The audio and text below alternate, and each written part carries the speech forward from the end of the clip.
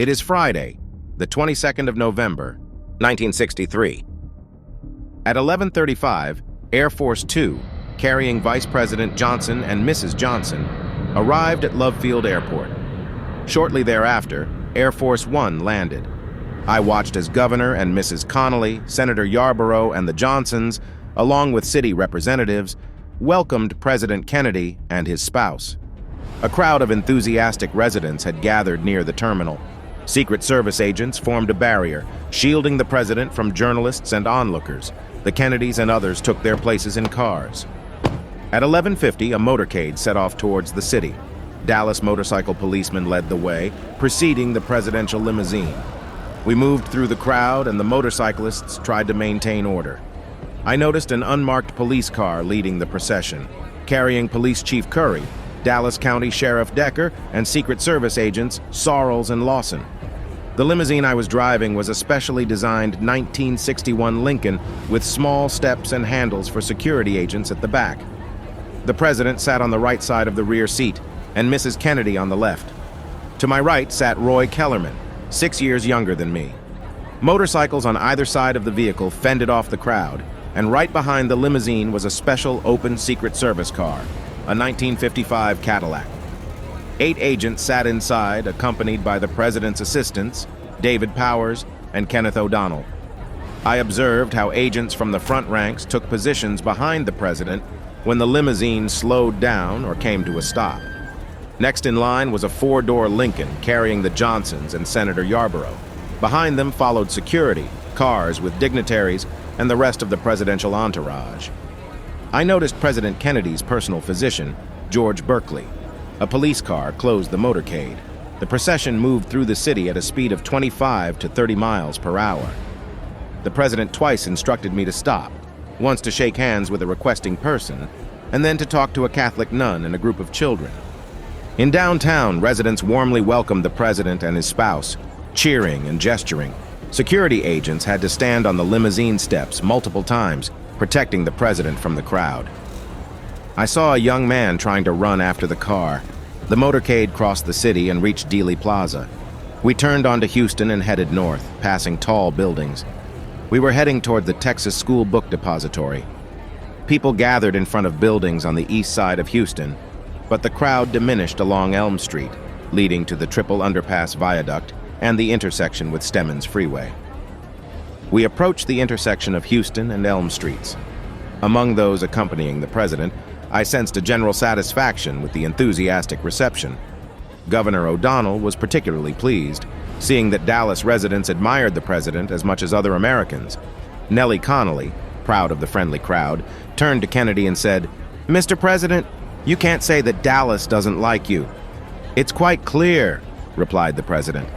Roy Kellerman looked at his watch and said to me, 12:30. I then turned onto Elm, and at about 11 miles per hour, we headed towards the viaduct. The front of the depository building was now on my right as the president waved to the assembled crowd. To the left, open space stretched towards Dealey Plaza, closing the western end of downtown Dallas. The Trade Mart was 5 minutes away. A few seconds later, I heard rapidly successive gunshots. The president raised his hands to his neck, momentarily stiffened, and turned on his seat. Shortly after, he slumped to the left on Mrs. Kennedy's lap, who cried out, "Oh my God, they shot my husband. I love you, Jack." Secret Service agent Clint Hill jumped off the left side of the protection car and rushed towards the limousine. Sitting in the front of Vice President Youngblood's car, I heard the sound of gunshots and observed unusual movement in the crowd. Quickly, I jumped to the rear seat and shielded Johnson. Roy Kellerman turned to look at Kennedy. Seeing that the president had been hit, Kellerman shouted to me, "Let's get out of here, we've been hit," and then radioed the lead car. "Lead us immediately to the hospital." I stepped on the gas. As the car gained speed, Agent Hill managed to get to its rear, assisting Mrs. Kennedy, who was leaning out.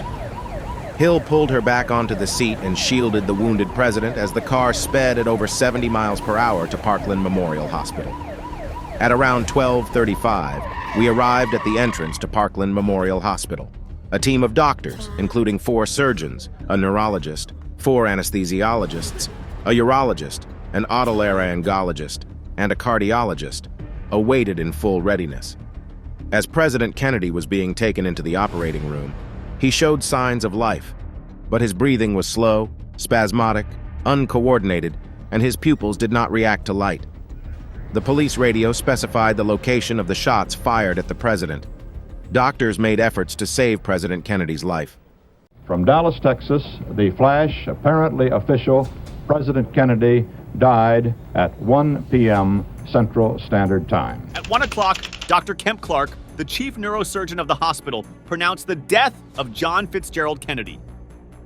At the same time, we, 15 police officers, surrounded the Texas Theater on Jefferson Boulevard. The four of us entered.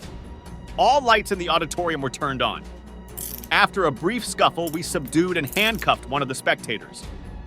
According to witnesses, half an hour earlier, he had shot and killed the local police officer, Tippit. In the evening, at a specific time, Lee Harvey Oswald was formally notified that he was being accused of the murder of Officer Tippit. A few minutes past midnight, the police chief brought Oswald to a press conference at the headquarters. Over 70 people crowded into a small room. Only some of them were journalists, as no permits were required at the entrance. It was so crowded that Captain Fritz couldn't get inside. For 20 minutes, reporters had the opportunity to ask Oswald questions, bring microphones close to his mouth, and take photographs. One of them asked, "Did you kill the president?" "No!" Oswald shouted. "I haven't been accused of that. No one told me." Shortly after 1:30, we escorted Oswald to the office on the 3rd floor, where Judge David Johnston presented him with the charge of murdering President Kennedy. On Sunday at 11:15, Oswald put on a sweater and I handcuffed his right hand to his left. "Lee, if someone will shoot at you, I hope it will be as good a shot as yours," I joked. Oswald seemed to smile and said, "No one will shoot at me." 5 minutes later, the accused, along with me and the escort of Captain Fritz and 3 other detectives, appeared in the basement. Television cameras broadcasted the scene live. Just as Lee Harvey Oswald took a few steps from the right side of the cameras where the journalists were gathered, a man jumped out. In his hand, he held a .38 caliber Colt, aimed closely at Oswald's abdomen. In a gesture of self-defense, Oswald tried to crouch and shield himself with his hands. A single shot rang out. Someone shouted, "Jack, you son of a..." It was 11:21. Jack Ruby shot and killed Lee Harvey Oswald, accused of the assassination of President Kennedy. How do you think? Why did he do that? Subscribe and stay connected for more historical narratives. Your subscription ensures you won't miss the next chapter.